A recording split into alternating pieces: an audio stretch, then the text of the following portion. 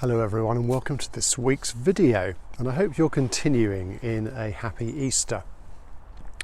One of the many pieces of evidence pointing towards the actual bodily resurrection of Jesus is the nature of the accounts themselves. The Gospels each give us four slightly different perspectives.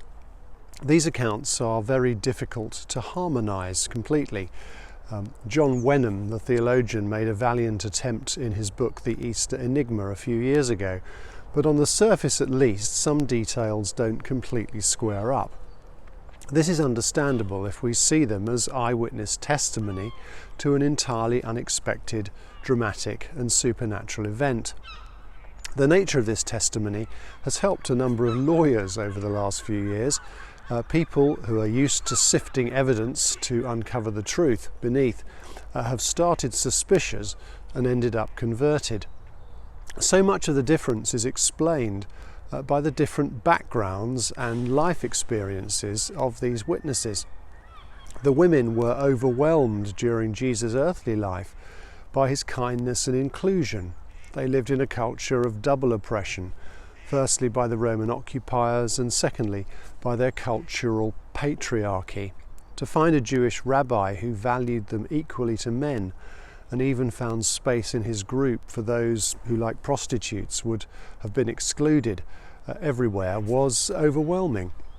It's not surprising their accounts major on his kindness and the simple joy of his presence with them again.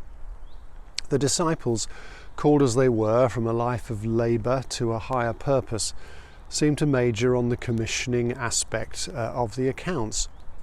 All the Gospels include some form of instruction to share the good news as a response to the resurrection. This was not to be a private, inward-looking faith, but a very public, active and world-transforming one. It would need people of courage, full of conviction of its truthfulness, prepared to sacrifice even their lives in the cause of love. By contrast, the Enlightenment or Age of Reason in Europe in the 17th and 18th century advocated objectivity, the sovereignty of reason and the evidence of the senses as the primary source of knowledge. Thinkers like Bacon, Descartes and even Isaac Newton saw themselves as escaping the medieval world of superstition. This movement led to so much of our modern world, modern medicine, scientific and technological progress, for which I am extremely grateful. However, the flip side of this, a legacy we're now having to confront, is environmental degradation, colonialism, and a cultural marginalisation of faith to the private sphere. If you're convinced you have access to absolute, objective truth through your own rationality, it leaves little room for diversity of opinion. Our ancestors who colonized other parts of the world felt they had an almost divine mission to civilize the globe and impose a Western way of life on other people, a way of life they simply knew objectively to be superior. In the last 50 years, we've come to realize that many, although not all, aspects of truth depend on your starting point. Whilst this has become faintly ridiculous in some modern thinking, nonetheless, our predisposition to accept certain arguments is often more to do with our experiences and background than rational argument. Just like the first witnesses to the resurrection, we can view the same event as another person and come up with a completely different perception of it. Those who are involved in conciliation see this all the time. At the start of the process, they have to weigh up conflicting perceptions of events and try to help the protagonists see things from the other point of view. This Thursday, the Church of England published a report on our response to continued racial injustice in our own church. It's very hard for those of us from white majority culture, steeped in the thinking of the Enlightenment, to truly get inside UK ME people's experience. Working overseas, I've experienced mild prejudice, but as nothing compared to the systematic injustice reported by some of our brothers and sisters in our own church.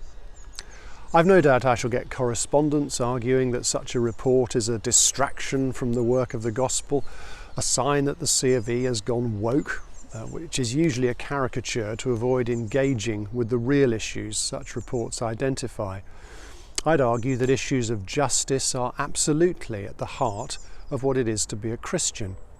The Old Testament prophets made very clear that a religious observance that didn't produce holiness of character and inflame a desire for justice wasn't the faith of the Bible.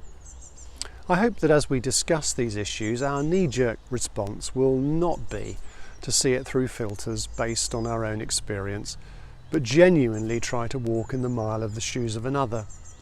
Paul's vision of the church was of a community where all cultural barriers to community were removed and no one had a power advantage. He had some severe things to share with the church in Corinth, where social injustices were not only ignored but perpetuated by their religious practice. My prayer is that our reflection on these things across the whole church will lead to some significant changes that help us reflect more faithfully the multifaceted jewel that God intended His church to be.